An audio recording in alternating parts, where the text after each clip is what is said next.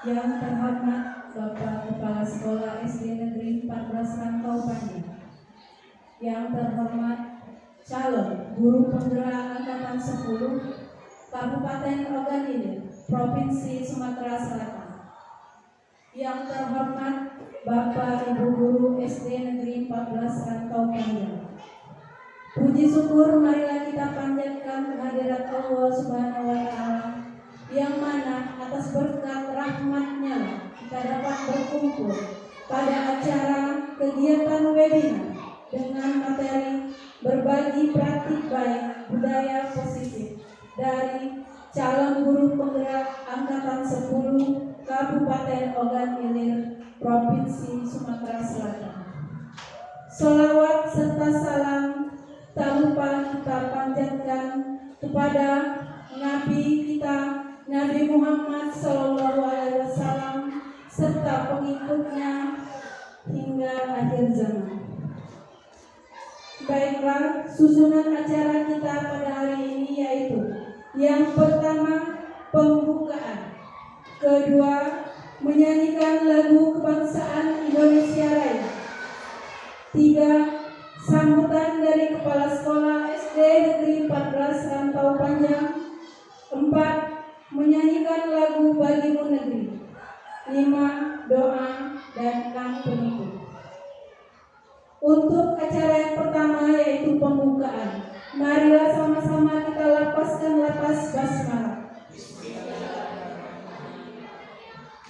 Acara yang kedua yaitu menyanyikan lagu kebangsaan Indonesia Raya yang akan dipimpin oleh Ibu Sri Hidayati SPD. Kepada beliau dipersilakan. Hadirin dimohon berdiri.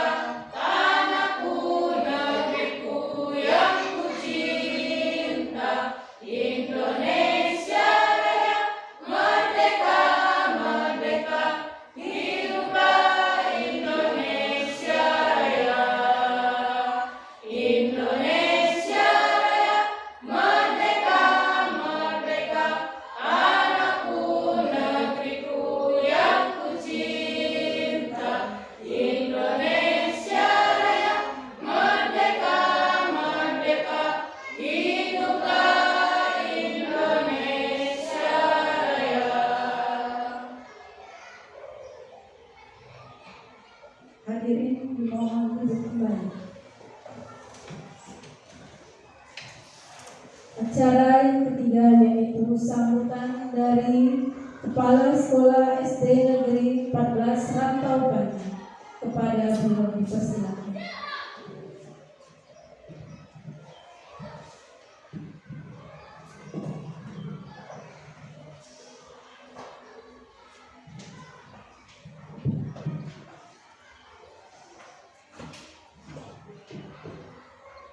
Bismillahirrahmanirrahim. Assalamualaikum warahmatullahi wabarakatuh.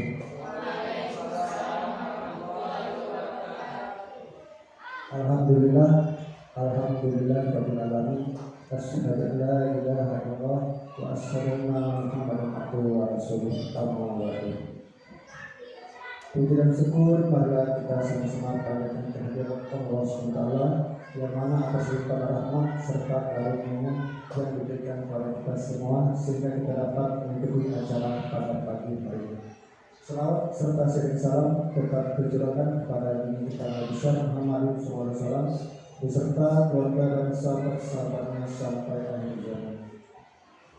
Bapak Ibu dan guru SD 14 Seranda Padang yang saya hormati, di dalam acara ini marilah kita sama-sama untuk mengikuti webinar dalam rangka CJP Angkatan 10 yang akan kita laksanakan pada pagi ini guna untuk menyelesaikan aksi nyata mereka.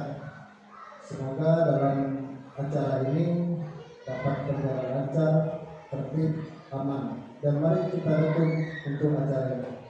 Selanjutnya Bapak Ibu dan guru yang saya hormati, mungkin yang akan datang masih ada kegiatan ataupun penelitian CGT untuk angkatan berikutnya.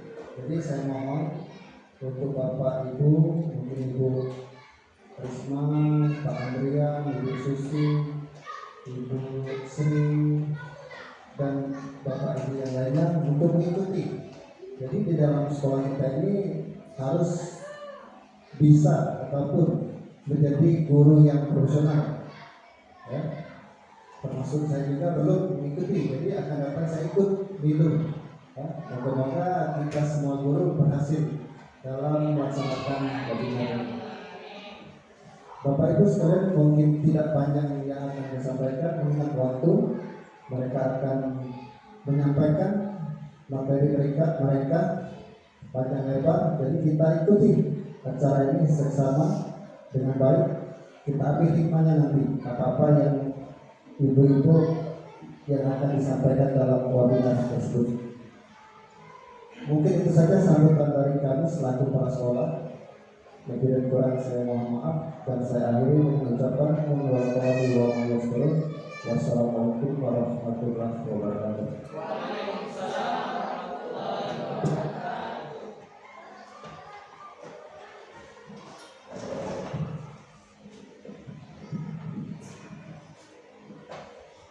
Terima kasih kepada Kepala Sekolah SD Negeri 14 Rantaupan atas kata sambutan yang telah disampaikan.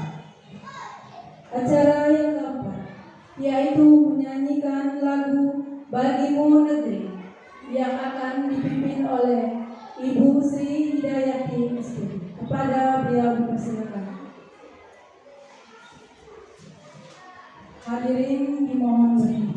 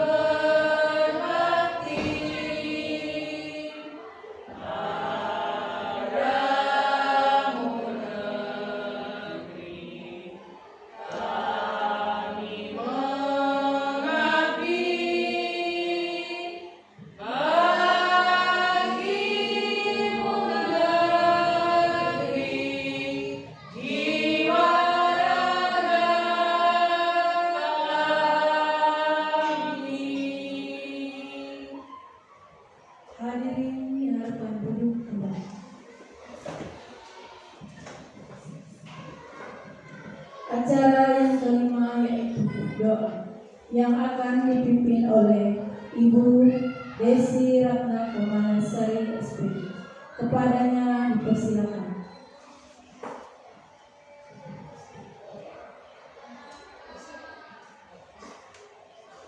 Untuk menutup acara kita pada siang hari ini, adalah kita berdoa sesuai dengan kepercayaan kita masing-masing. Berdoa mulai. Berdoa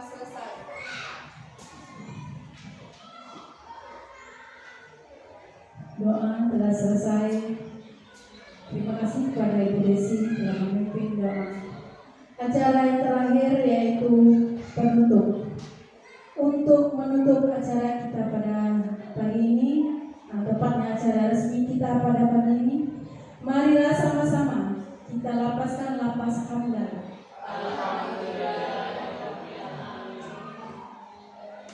Dengan berakhirnya acara tadi, maka berakhir pula acara resminya. Sekarang kita memasuki penyampaian materi dari narasumber kita, calon guru penggerak angkatan 10 Kabupaten Ogan Ilir dan Provinsi Sumatera Selatan. Kita perkenalkan dulu, yang pertama ada Ibu Oktaviana SPD GR. Yang kedua yaitu Ibu Eli Martini SPD MPD. Untuk penyampaian materi yang pertama, yaitu kami persilakan kepada Ibu Oktaviana SPD. Kepada beliau waktu dan tempat persilakan.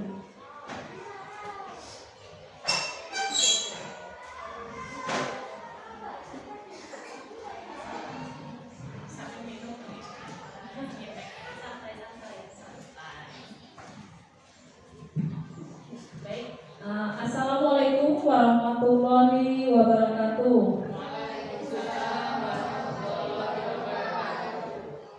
Ya boleh sambil nenek ya Bapak Ibu, sambil minum, tanya juga diminum, nggak apa-apa, kita santai saja hari ini ya. Yang penting materinya tersampaikan dan juga nantinya dapat diaplikasikan di kelas kita masing-masing.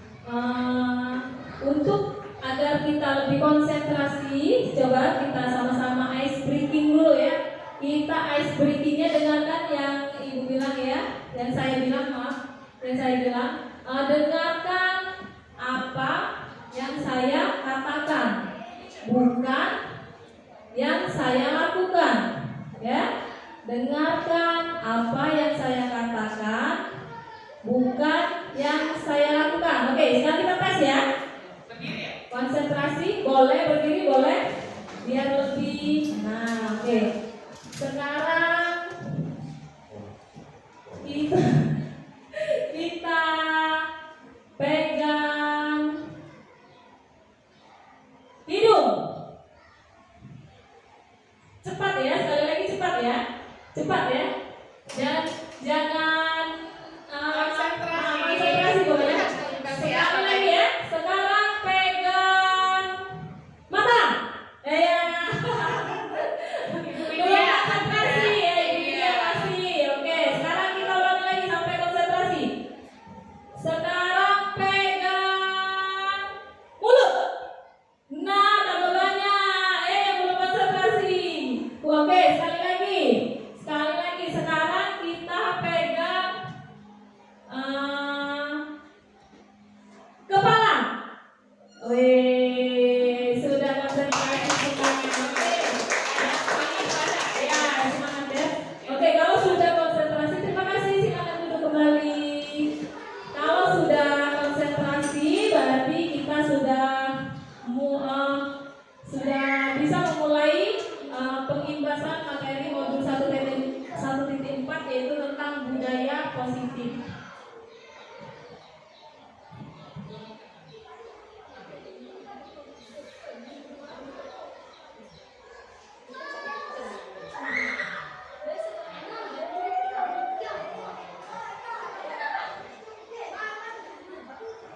Baik Bapak Ibu, di modul 1.4 ini yaitu materinya itu konsep inti budaya positif itu ada perubahan paradigma belajar ya, disiplin positif, kemudian nilai-nilai kebajikan, kebutuhan dasar manusia, motivasi perilaku manusia, kemudian posisi kontrol guru, keyakinan kelas, dan segitiga restitusi.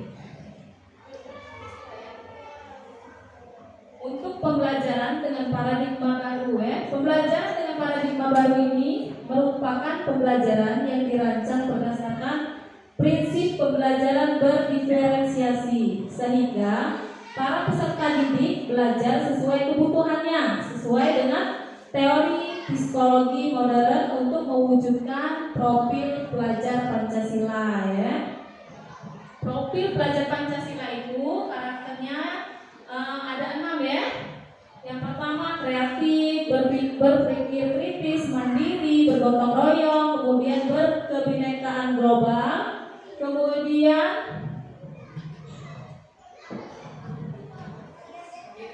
mandiri ya. Nah, ini ada beberapa miskonsepsi tentang teori kontrol ya. Yang pertama ilusi ya, ilusi guru mengontrol murid. Kemudian ilusi bahwa semua penguatan positif, efektif dan bermanfaat. Kemudian ilusi bahwa kritik dan membuat rasa bersalah mampu menguatkan karakter. Kemudian lagi ada ilusi bahwa orang dewasa berhak memaksa. Nah, itu semua itu hanya ilusi ya, tidak benar ya Bapak Ibu ya. Jadi guru itu tidak bisa mengontrol murid ya. Yang bisa mengontrol diri kita itu yaitu diri kita sendiri, bukan orang lain ya. Jadi itu hanya ilusi ya.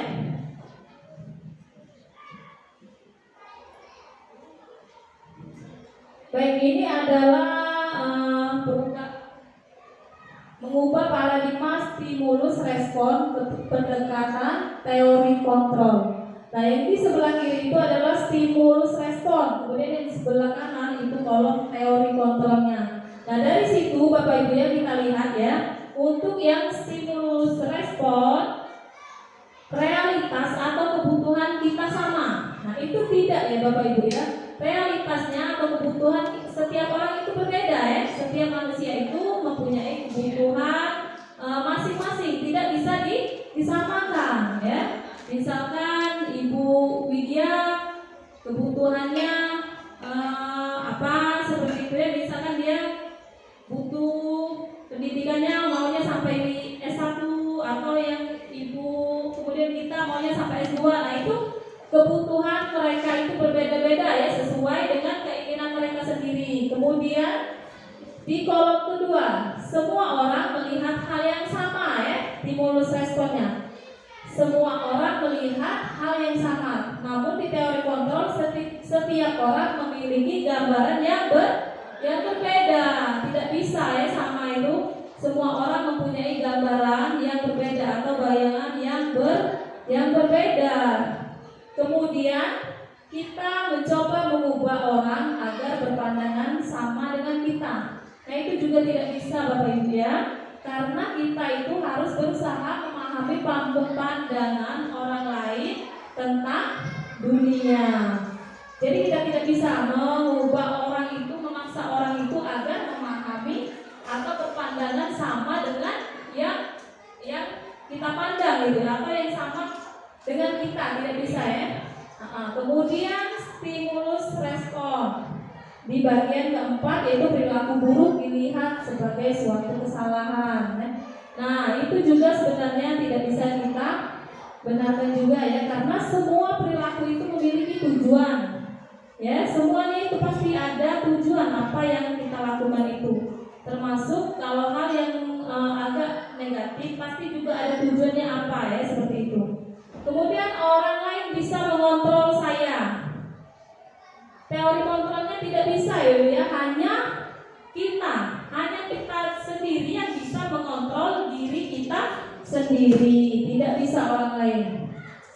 Saya di stimulus respon, saya bisa mengontrol orang lain, itu juga tidak bisa. Sama yang seperti dijelaskan tadi ya. Anda tidak bisa mengontrol orang lain, kita hanya bisa mengontrol diri kita sendiri. Kemudian pemaksaan pada saat bujukan gagal. Teori kontrolnya yaitu kolaborasi dan konsensus menciptakan pilihan baru. Kemudian yang paling terakhir, model berpikir menang atau kalah. Tapi di teori kontrol berpikirnya menang-menang, tidak ada menang kalah ya, semuanya menang. Baik, kita lanjut. Disiplin positif. Disiplin positif ini merupakan salah satu penerapan disiplin yang bertujuan untuk menumbuhkan kesadaran serta memberdayakan peserta didik tanpa imbalan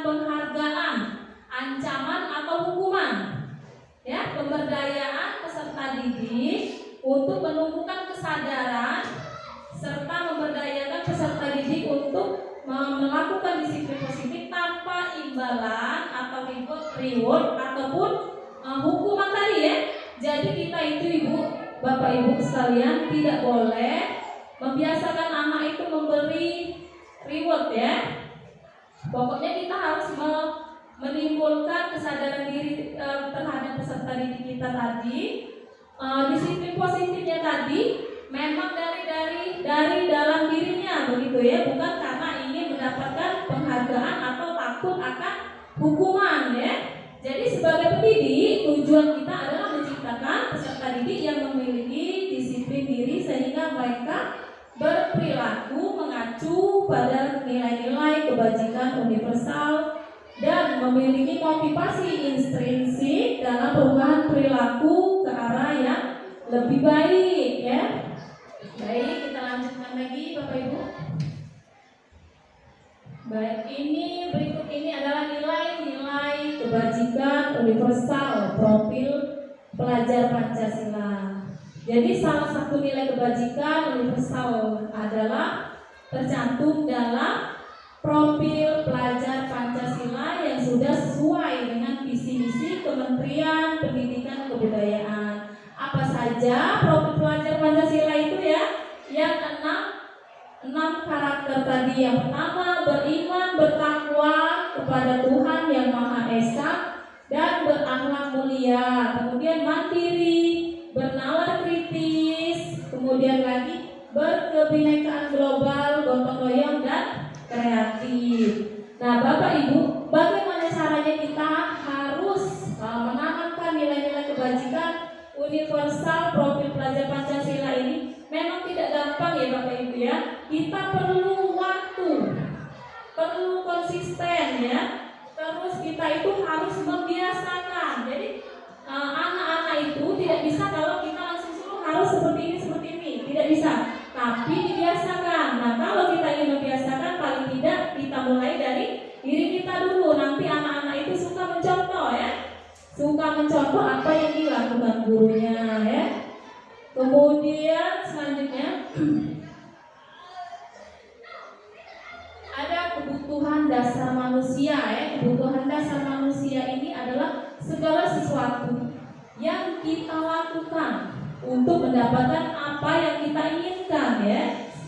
Seluruh tindakan yang kita lakukan memiliki tujuan tertentu dan semua usaha terbaik yang kita lakukan adalah dalam rangka hal agar kebutuhan dasar kita terpenuhi dengan baik ya. Semua manusia itu mempunyai kebutuhan ya, kebutuhan dasar Bapak Ibu ya. Nah, berikut ini adalah diagramnya ya. Diagram kebutuhan dasar berdasarkan Maslow. Itu ada lima tingkatan ya Bapak Ibu. Itu yang paling bawah itu merupakan tingkatan kebutuhan dasar manusia yang paling dasar ya, yang paling bawah. Physiological needs atau fisiologis ya, kebutuhan fisiologis. Kebutuhannya seperti apa saja itu yang paling dasar? Kebutuhan makan, kebutuhan minum, istirahat yang cukup ya. Kemudian apalagi itu? Istirahat, kebutuhan jasmani, rohani. Nah, itu merupakan kebutuhan yang paling dasar. Kemudian di atasnya ada safety needs ya, kebutuhan merasa keamanan, kemudian proteksi ya, hukum atau keteraturan. Nah, setelah dua kebutuhan ini terpenuhi, biasanya akan mulai di tingkat yang nomor 3 yaitu kebutuhan love needs ya, atau kasih sayang. Nah, kasih sayang ini bisa kita dapatkan dari keluarga, saudara ya, teman ya, seperti itu. Kemudian ada lagi self esteem. Jadi ini adalah kebutuhan dasar manusia, yaitu berupa penghargaan diri ya, baik dari orang lain ataupun dari diri sendiri, ataupun kemandirian, kehormatan dan apresiasi dari orang lain. Nah, yang di paling atas yaitu adalah self actualization ya, yaitu kebutuhan moralitas, kreativitas, kemudian lagi ada penerimaan fakta, spontanitas dan kreativitas ya. Baiklah. 5 kebutuhan dasar manusia tadi. Sekarang kita lanjutkan di 3 motivasi perilaku manusia.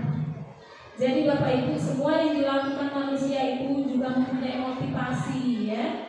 Semua yang dilakukan juga memiliki motivasi. Nah, seperti halnya yang ada di layar depan ya, ada 3 motivasi manusia itu tadi ya untuk melakukan sesuatu itu. Yang pertama hanya untuk menghindari ketidaknyamanan atau hukuman. Yang kedua, untuk mendapatkan imbalan atau penghargaan dari orang lain. Yang ketiga, untuk menjadi orang yang mereka inginkan dan menghargai diri sendiri dengan nilai-nilai yang mereka percaya. Nah, Bapak Ibu ya, dari 3 perilaku manusia ini, 3 motivasi perilaku manusia ini, misalkan saya membuat sebuah cerita ya, saya contohkan. Ibu Ana sering datang lebih awal, datang tepat waktu hanya karena ingin mendapatkan pujian dari kepala sekolah ya. Nah, seperti itu cerita yang tadi. Kira-kira itu motivasinya apa? Perilaku yang dilakukan Ibu Ana tadi. Apakah hanya untuk menghindari ketidaknyamanan atau hukuman, atau mendapatkan imbalan atau penghargaan dari orang lain, atau untuk menjadi orang yang mereka inginkan dan menghargai diri sendiri dengan nilai-nilai yang mereka percaya ya. Saya ulangi ceritanya tadi. Misalkan Ibu Ana datang tepat waktu hanya karena ingin dipuji atau diberi reward oleh kepala sekolah. Kira-kira itu perilakunya yang mana? Motivasinya? Iya, betul sekali ya Bapak Ibu ya. Cuman hanya karena untuk mendapatkan imbalan atau penghargaan dari orang lain ya. Nah, beda lagi ceritanya kalau misalkan Ibu Ana datang tepat waktu setiap harinya karena dia merasa bertanggung jawab dan karena ingin menghargai diri sendiri sebagai dirinya sendiri karena sebagai tauladan bagi anak muridnya. Nah, itu masuk ke motivasi untuk menjadi orang yang mereka inginkan dan menghargai diri sendiri dengan nilai-nilai yang mereka percaya ya. Begitulah Ibu Bapak Ibu ya, 3 motivasi perilaku manusia ya. Contoh ya, yang pertama belum saya kasih contoh ya. Yang pertama untuk menghindari ketidaknyamanan atau hukumannya. Contohnya, Ibu Ana tadi datang pagi hanya karena takut dihukum. Nah, itu contohnya ya Bapak Ibu ya. Jadi sudah dicontohkan semua untuk 3 motivasi perilakunya. Mungkin itu saja dari saya materinya, dan materi selanjutnya akan disampaikan atau dipaparkan oleh rekan saya Ibu Eli Martini SPDM MPD. Baik, terima kasih. Saya akhiri. Wabillahi taufiq wal hidayah. Wassalamualaikum warahmatullahi wabarakatuh.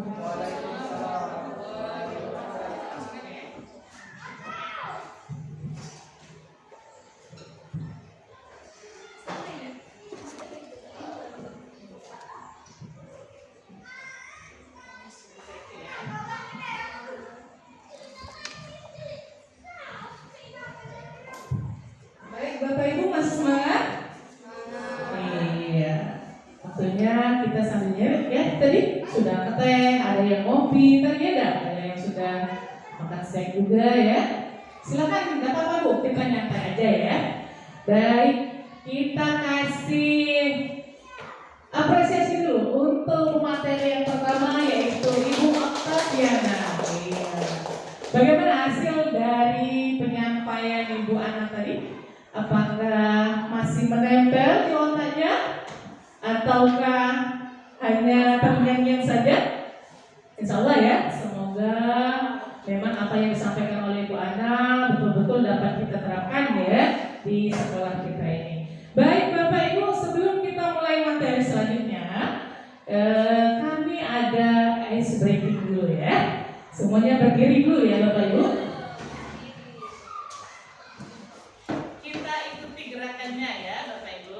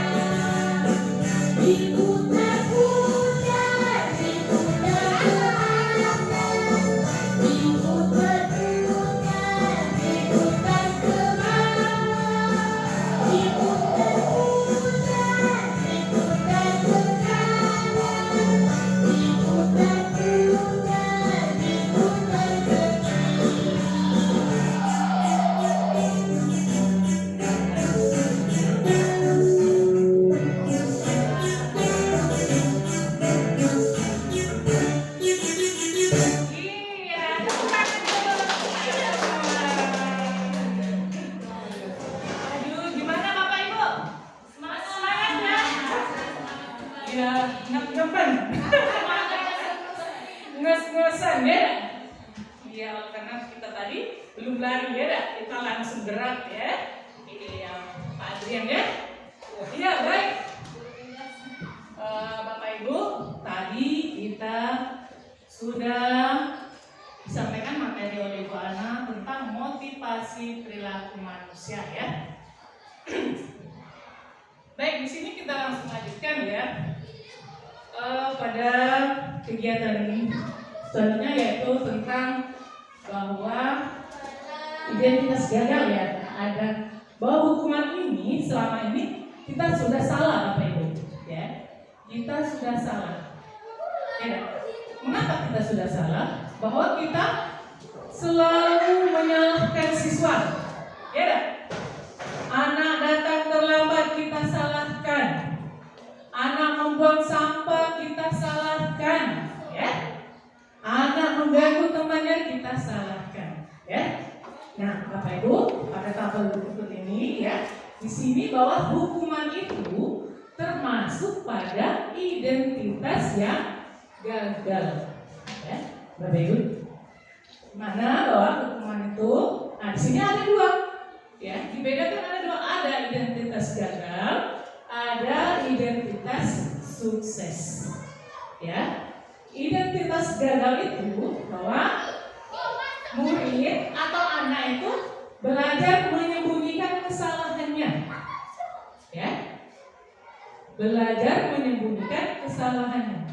Jadi siswa selama ini kalau mereka itu bersalah, dia tidak pernah mengakui kesalahannya. Benar tidak Bapak Ibu? Iya. Kenapa ya? Tadi misal satu, ada contoh ya. Tadi di anak kelas 1 misalnya telah mengganggu temannya sehingga temannya tadi nangis. Ketika kita tanya, siapa yang mengganggunya?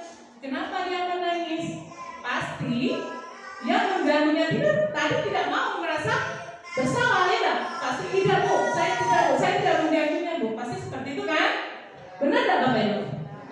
Iya, jadi itu yang selama ini merupakan kesalahan ya, bahwa hukuman itu merupakan salah satu identitas gagal.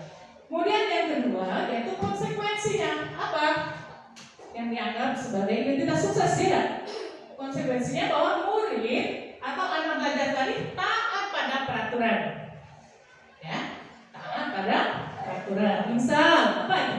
Ada yang bisa memberikan contoh?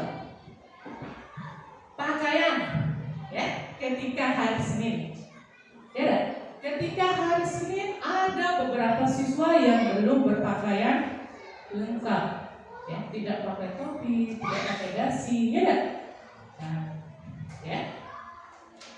Jadi itu terkadang mengapa mereka itu tidak berpakaian lengkap? Jadi mereka itu sudah melanggar peraturan yang ada di sekolah. Kemudian selanjutnya yaitu restitusinya apa? Ya, jadi murid tadi belajar memecahkan masalah, ya, belajar untuk memecahkan masalah. Bagaimana? Oh, apakah masalah itu harus dipecahkan seperti ini? Oh, tidak, ya, tidak. Ada langkah-langkahnya, nanti ada jawabannya, ya. Baik, jadi kita tanyakan, mengapa anak tadi tidak berpakaian seragam? Apa alasannya? Ya, kita stabilkan dulu, ya.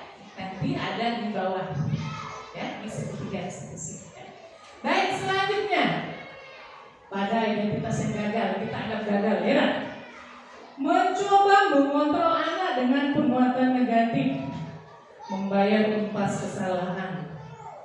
Nah, ini contohnya seperti apa lagi, ya? Jadi, misal anak tadi telah berkelahi, ya, sehingga mereka tadi menampar temannya sampai mukanya merah, ya. Jadi kita balas juga. Selama ini kita mendidiknya seperti itu, tidak Bapak Ibu? Nah, tadi kau ditamparnya nak, sekarang nak kau tampar dulu dia. Nah, benar tidak Bapak Ibu? Selama ini, tadi itu gagal Bu, salah ya. Salah kita dalam pendidikan itu. Nah, bagaimana cara konsekuensinya? Yaitu kita mencoba mengontrol anak dengan penguatan positif. panggil anak tadi, ya dah? Iya, jangan langsung kita, malas lagi nak, gempuk pulau dia. Betul ya? Jadi itu salah. Kemudian bagaimana restitusinya? Anak tadi bawa dirinya sendiri yang pegang kendali kontrol. Nah, kembali lagi pada materi yang disampaikan ibu anak. Jadi yang bisa mengontrol diri itu bukan orang lain, tetapi diri kita sendiri, Bapak Ibu. Ibu kita misalnya dikontrol oleh Pak Fahrul, salah. Ya, jadi yang bisa kontrol itu adalah pada diri kita sendiri. Ya. Baik, kita lanjutkan Bapak Ibu. Nah, ini ada 5 posisi kontrol, ya. 5 posisi kontrol. Jadi dalam 5 posisi kontrol ini, yang pertama itu adalah sebagai penghukum, ya, yang kita anggap gagal ya, penghukum itu, ya, dikit-dikit siswanya dihukum, dikit-dikit siswanya dihukum. Kemudian yang kedua, pembuat rasa bersalah, ya, pembuat rasa bersalah. Jadi siswa tadi dipojokkan, ya, ya, memang kau yang salah. Kemudian yang ketiga, yaitu kita anggap sebagai teman, ya. Jadi posisi yang ketiga ini kita anggap sebagai teman, ya. Anak yang bersalah tadi, yang melakukan kegiatan salah, kita anggap sebagai teman. Kita pecahkan masalahnya apa, ya. Ada contoh ya kemarin, Mbak ya? Ya, kemarin ada salah satu siswa yang tidak mau hadir ke sekolah, ya. Ya, teman ibu ya. Jadi sampai dengan guru yang lain dia tidak mau, ya. Jadi ada salah satu guru yang mendekatinya yang dianggap secara berteman tadi, Bapak Ibu, ya. Sampailah singkat ceritanya, ibu tadi dipindahkan ke sekolah lain, ya, karena dia diangkat, ya, menjadi guru, menjadi guru kepala sekolah. Jadi anak tadi yang bersalah tadi, yang sudah dianggap dia sudah berteman, ya, dia selalu menghubungi. Kami juga merasa terharu waktu itu, ya. Dia menghubungi ibu Mas, ya, selaku kepala sekolah itu. Dia karena sudah menganggap sebagai teman, ya. Jadi mereka selalu cerita di dalam HP itu, ya, di dalam WA itu, ya. Mengapa ini? Jadi mereka itu sejak terpisah itu, jadi mereka tetap menjalankan hubungan dalam, tetap di medsos, ya, lanjut. Jadi mereka, anak tadi termotivasi oleh ibu yang pindah tadi, ya. Jadi, tapi posisi kontrol ini takut juga, ya, yang dianggap sebagai posisi yang teman ini. Takutnya ada kekecewaan, ya. Kekecewaan, ya. Karena ibunya tadi takut tidak memperhatikan lagi, ya. Sedangkan di sekolahnya tidak ada guru yang dekat, ya. Itu posisi kontrol yang bagian 3 ini, teman, ada juga yang bagian buruknya, ya. Kemudian yang keempat yaitu pemantau, ya.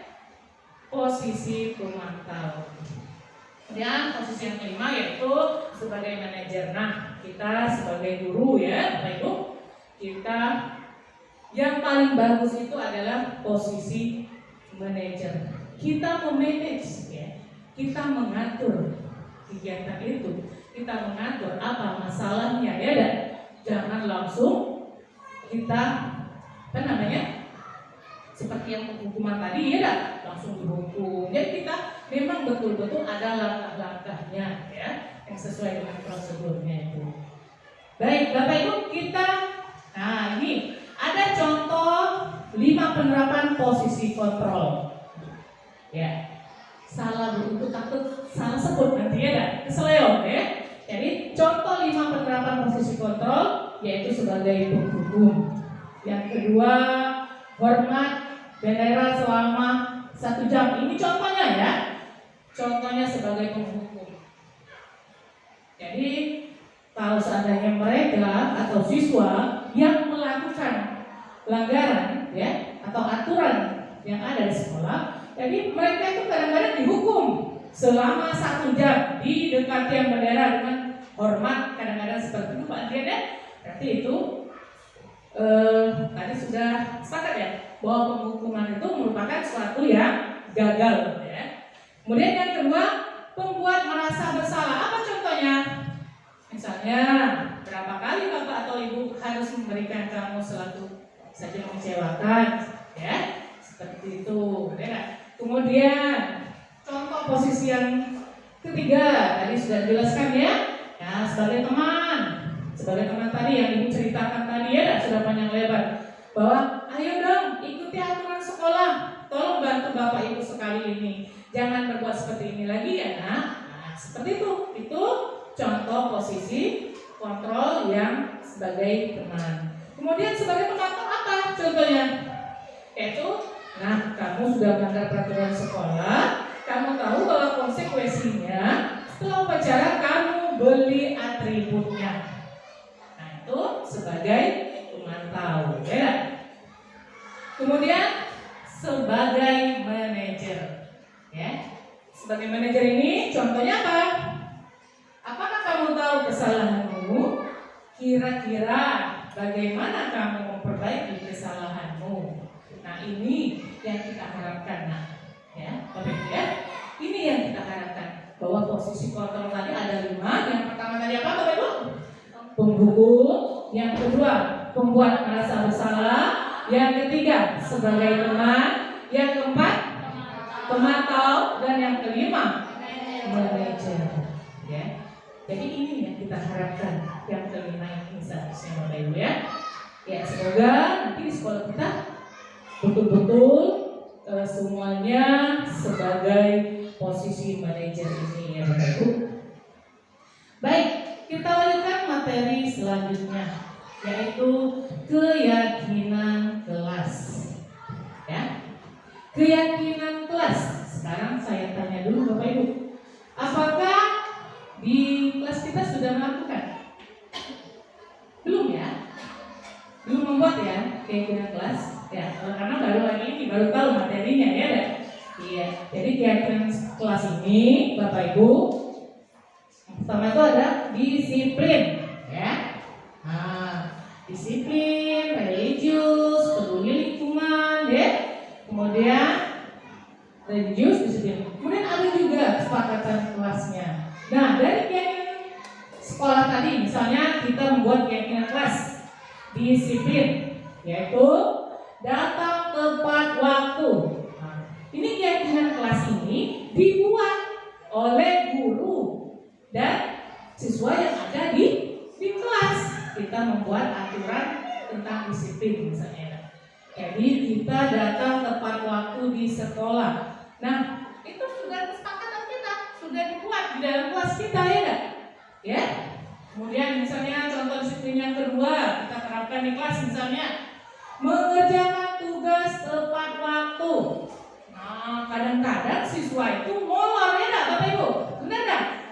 Kalau diberi tugas hari ini harus selesai, malah banyak siswa yang belum selesai. Sampai ditunggu oleh Bapak Ibu guru sampai jam pulang.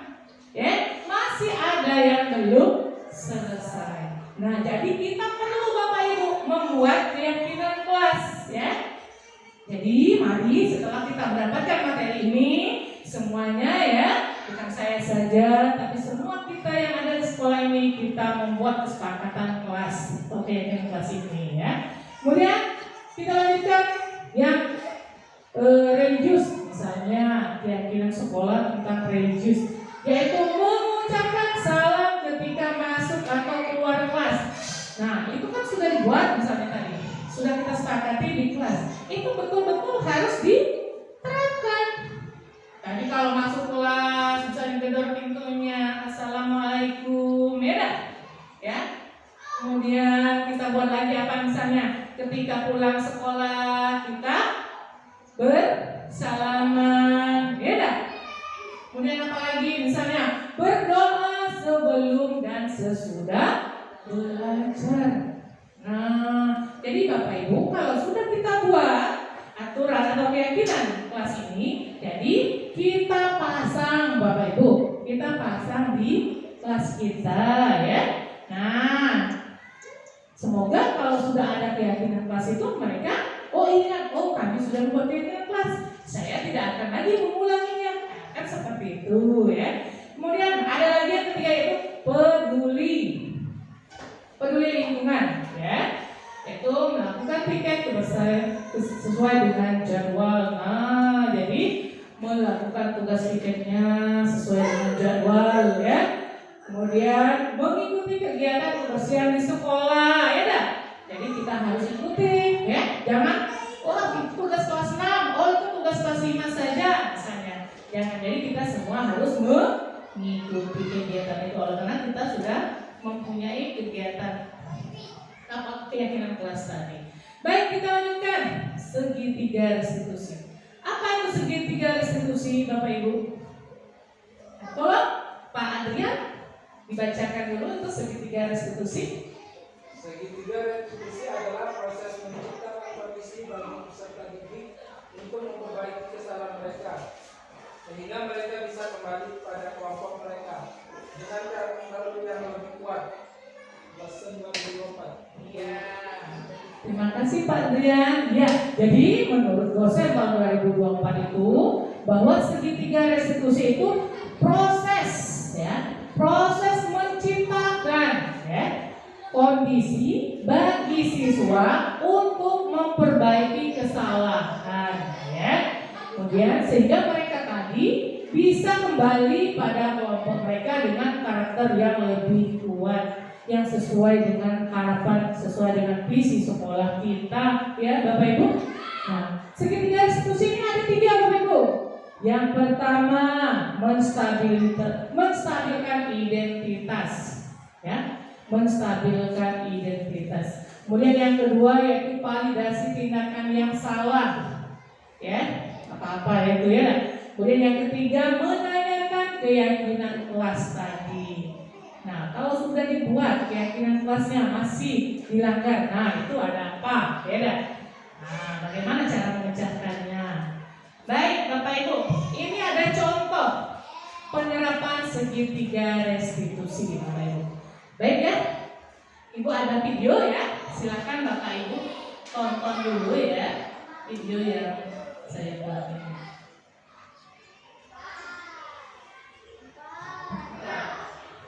Nah, ini dalam kegiatan menstabilkan identitas.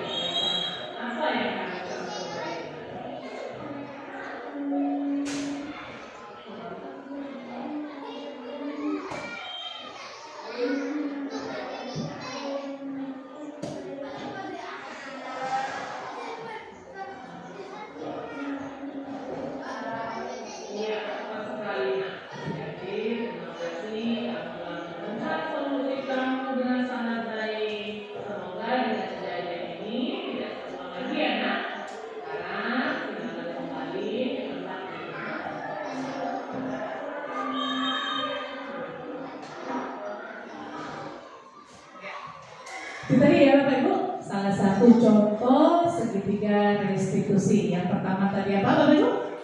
Menstabilkan identitas ya. Nah ini tadi ya Bapak Ibu. Kemudian yang kedua, validasi tindakan yang salah. Jadi siswa tanya ya nah, tadi apa? Permasalahannya tadi apa? Sudah Bapak Ibu tonton bahwa tadi seorang siswa yang sudah memarahi temannya. Mengapa? Karena temannya tadi menyontek pekerjaannya. Ya, setelah distabilkan tadi, kenapa kamu marah-marah dengan temannya? Tadi Bu, dia tadi menyontek pekerjaan saya, katanya tadi ya. Kemudian kita masuk ke tindakan kedua, validasi tindakan yang salah. Jadi dia tadi sadar, ya. Oh, aku tadi sudah melakukan kesalahan, ya. Menghargai itu sesama teman itu penting. Nah, dia tadi beralasan Bu, aku susah payah, sudah capek belajar, dia enak-enakan nyontek. Nah, katanya tadi ya. Kemudian di yang ketiga yaitu menanyakan keyakinan kelas. Nah, jadi dengan menanyakan keyakinan kelas tadi, jadi dia tadi bisa memecahkan solusinya sendiri, ya. Ya, dia tadi bisa menyelesaikan solusinya sendiri dengan menanyakan pada keyakinan kelas. Apakah dengan dia tadi tidak akan mengulangi lagi Bu, katanya. Ya, seperti itu Bapak Ibu. Baik, kita lanjutkan. Ini acara yang ditunggu-tunggu. Yang terakhir yaitu penutup. Dalam penerapan program disiplin positif ini, hendaknya Bapak Ibu guru memiliki standar kepribadian profesional dan sosial yang baik, di mana guru itu mampu merefleksikan dirinya dalam posisi kontrol saat ini. Bagaimana perjalanan dirinya sebagai alma atau manajer yang menuntut murid-murid yang menjadi insan yang mandiri, merdeka, bertanggung jawab. Ya, ini sesuai dengan standar nasional pendidikan. Baik, terima kasih Bapak Ibu guru. Demikian materi yang kedua ini dari saya. Saya akhiri dengan wassalamualaikum warahmatullahi wabarakatuh.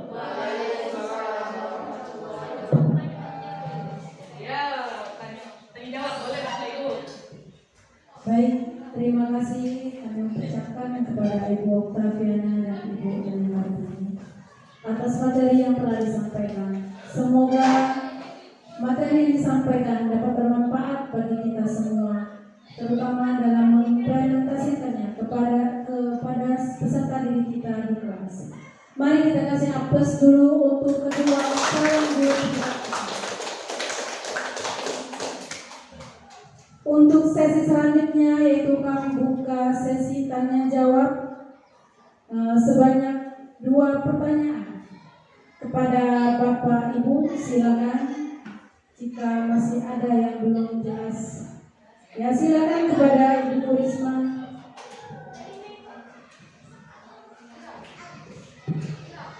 Assalamualaikum warahmatullahi wabarakatuh. Baiklah, di sini saya ingin memperkenalkan diri dulu. Nama saya Ibu Risma. Saya ingin bertanya kepada Ibu Eli. Menurut saya, apakah keyakinan kelas Ibu harus dibuat di setiap kelas, Bu?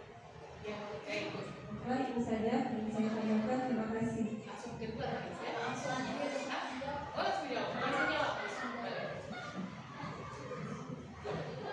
Baik, terima kasih Bu Risma, pertanyaan yang bagus ya. Apakah keyakinan kelas itu harus dibuat setiap kelas? Seperti yang sudah saya sampaikan tadi, kita kembali lagi pada pengertian keyakinan kelas. Apa itu pengertian keyakinan kelas? Bahwa keyakinan kelas itu merupakan suatu prinsip ya, atau nilai-nilai yang kita sepakati secara bersama oleh seluruh siswa dan oleh anggota kelas yang termasuk juga itu guru. Nah, jadi kita buat Bapak Ibu kesepakatan kelas itu. Jadi boleh dikatakan wajib ya, harus kita buat. Jadi mari Bapak Ibu, setelah kita mendapatkan materi hari ini, mari kita buat keyakinan kelas di kelas kita masing-masing. Demikian Ibu Risma? Iya, cukup? Iya. Kita kembalikan kepada Ibu Becky. Baik, terima kasih kepada Ibu Risma atas pertanyaannya dan terima kasih juga kepada Ibu Eli atas jawabannya.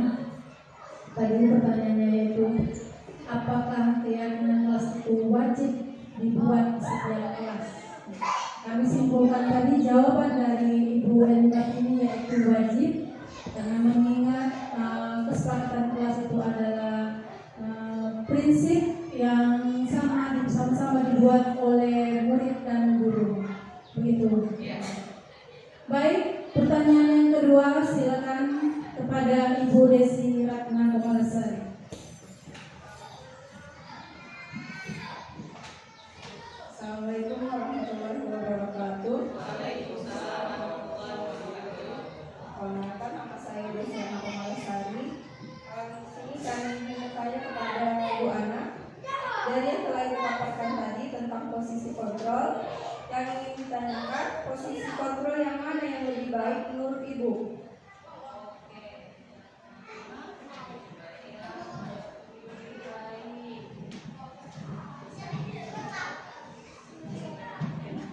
Baik, terima kasih Bu Desi atas pertanyaannya. Baik sekali pertanyaannya. Oke, tadi sudah dijelaskan oleh Ibu Eli ya, posisi kontrol yang mana yang lebih baik ya, atau yang paling baik diterapkan di kelas ya kepada peserta didik kita.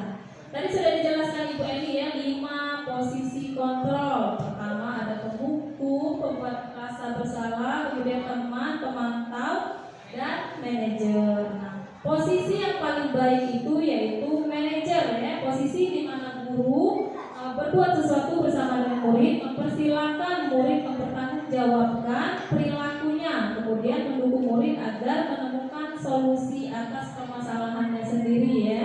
Kalau guru sudah menerapkan manajer tadi, otomatis yang sebagai teman dan pemantau itu sudah dikuasai juga dan tidak menutup kemungkinan untuk kembali ke posisi itu ya kalau diperlukan. Tapi memang yang paling baik itu posisi manajer. Mungkin itu saja Ibu Desi, bagaimana? Cukup? Oke, terima kasih.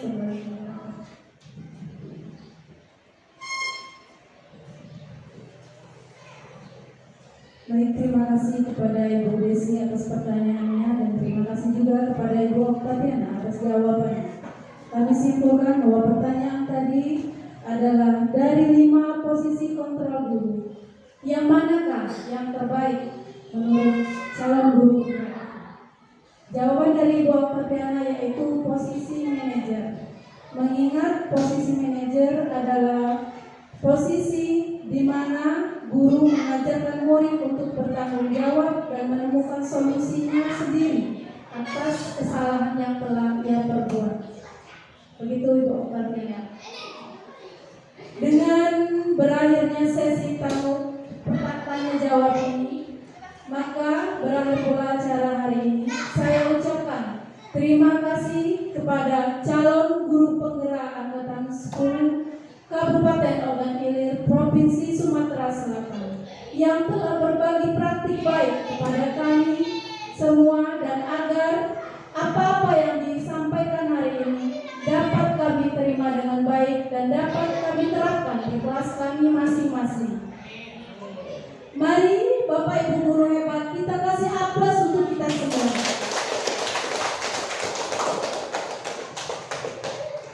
Itulah pembawaan acara dari saya. Lebih dan kurang saya mohon maaf, kepada Allah saya mohon ampun. Saya akhiri dengan billahi taufiq wal hidayah. Wassalamualaikum warahmatullahi wabarakatuh.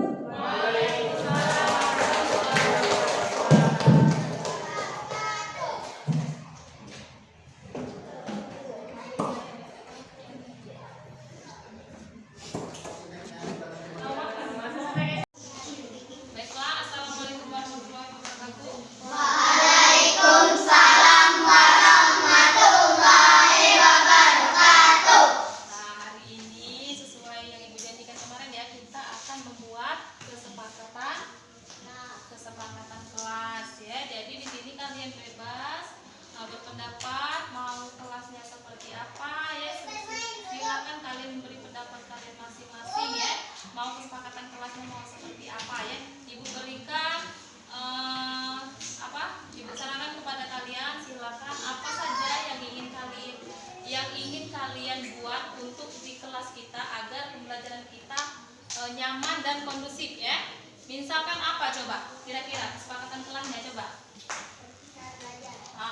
Ya seperti itu contohnya, tertib saat belajar. Apa lagi kira-kira? Apa? Tidak boleh makan di kelas ya, itu semua dibuat secara kita bermusyawarah dan itu harus dipatuhi, dijalankan ya kesepakatan kelasnya kalau sudah dibuat ya. Nah sekarang ibu minta anak-anak memberikan satu pendapatnya, tuliskan di pas sticky note ini ya. Kalau sudah kalian tulis, boleh nanti kita tempel ke depan ya. Nanti kita ringkas lagi, kita rangkum lagi kesepakatan kelasnya ya. Oke, sekarang ibu bagi dulu satu-satu ditulis ya. Nah, silakan ditulis pendapatnya masing-masing untuk kesepakatan kelas kita ya, supaya kegiatan belajar mengajar kita jadi aman, kondusif dan sesuai keinginan kalian. Ingat ya, kesepakatan yang kita buat ini harus dijalankan.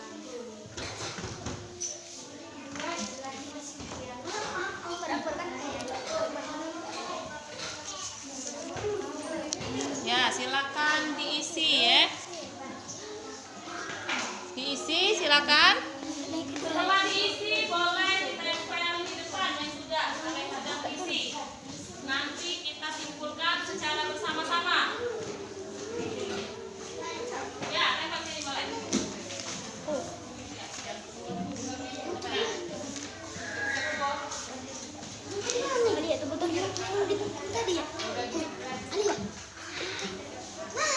Ya, terus.